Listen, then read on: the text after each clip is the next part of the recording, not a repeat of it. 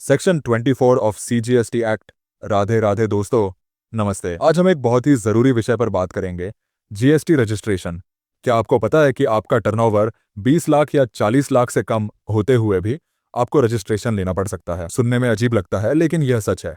चलिए इसे सरल भाषा में समझते हैं और जानते हैं कि आखिर कब और क्यों जीएसटी रजिस्ट्रेशन कंपलसरी हो जाता है। चलिए शुरू करते हैं की scenarios for GST registration threshold limits. दोस्तों, सबसे पहले बात करते हैं थ्रेशोल्ड लिमिट्स की। अगर आपका टर्नओवर सर्विसेज के लिए 20 लाख रुपए या गुड्स के लिए 40 लाख रुपए से ज्यादा हो जाता है तो आपको जीएसटी रजिस्ट्रेशन लेना जरूरी हो जाता है। ये तो बेसिक रूल है, लेकिन ट्विस्ट ये है कि कुछ स्पेशल केसेस में आपका टर्नओवर लिमिट के नीचे हो तब भी आपको रजिस्ट्रेशन लेना पड़ सकता है। आइए आगे देखते हैं कि यह कैसे होता है। Interstate taxable supplies. सोचिए आप एक एंटरप्रेन्योर है जो राजस्थान से एमपी में सामान भेज रहे हैं, या आप दिल्ली से कर्नाटक में सर्विसेज दे रहे हैं। इंटरस्टेट सप्लाई करने का मतलब है कि आप एक स्टेट से दूसरे स्टेट में गुड्स या सर्विसेज भेज रहे हैं। ऐसे केसेस में बिना टर्नओवर देखे आपको जीएसटी रजिस्ट्रेशन लेना ही पड़ेगा। E commerce operators. क्या आप अमेजॉन या फ्लिपकार्ट जैसे ई कॉमर्स प्लेटफॉर्म्स पर सेल कर रहे हैं? फिर तो आपको जीएसटी रजिस्ट्रेशन की जरूरत पड़ेगी, भले ही आपका टर्नओवर रुपए 20 लाख या रुपए 40 लाख से कम क्यों ना हो। आपने देखा होगा ये प्लेटफॉर्म आपसे जीएसटी डिटेल्स मांगते हैं। अब समझ आया क्यों? क्योंकि ये एक अनिवार्य शर्त है। Reverse charge mechanism, RCM. RCM एक इंटरेस्टिंग कॉन्सेप्ट है। यहाँ टैक्स सप्लायर के बजाय रिसिपिएंट को पे करना पड़ता है। मान लीजिए आप किसी अनरजिस्टर्ड सप्लायर से गुड्स खरीद रहे हैं या किसी स्पेसिफिक सर्विस का लाभ उठा रहे हैं। ऐसे केसेस में आपको जीएसटी रजिस्ट्रेशन लेना पड़ेगा ताकि आप आरसीएम के तहत टैक्स पे कर सकें। Casual taxable person. अब बात करते हैं टेम्पररी बिजनेसेस की। मान लीजिए आप दिल्ली में रहते हैं लेकिन मुंबई के एक ट्रेड फेयर में अपना स्टॉल लगाना चाहते हैं।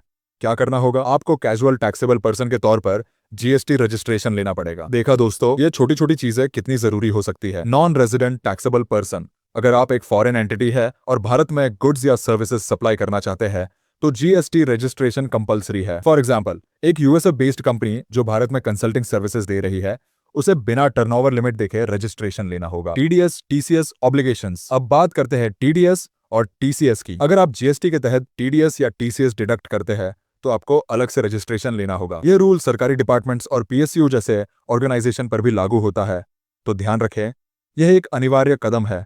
Input service distributor, ISD. क्या आप एक ऐसा बिजनेस चलाते हैं जो ब्रांचेस में टैक्स क्रेडिट्स डिस्ट्रीब्यूट करता है?